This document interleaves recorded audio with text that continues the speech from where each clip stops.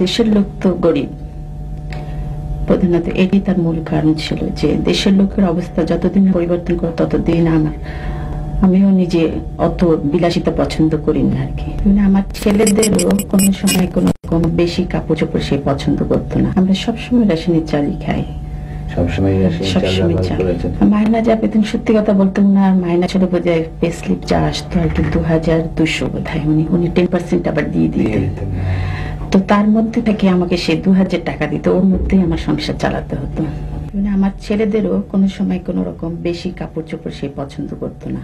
মরহুম প্রেসিডেন্ট সাহেব তোমার আব্বার, আমরা বঙ্গভবনের দর্জিকে জিজ্ঞেস করেছিলাম, বলেছে যে ওখান থেকে এসে অনেক কাপড় চোপড় ছোট করে তোমাদের জন্য বানাতো দর্জি। এরকম কিছু মনে আছে তোমাদের? আমার এই শার্টটাই আব্বুর ছিল আগে, এটাই ওরা বানিয়ে দিয়েছে। তোমার মনে আছে কোকো এরকম কোন?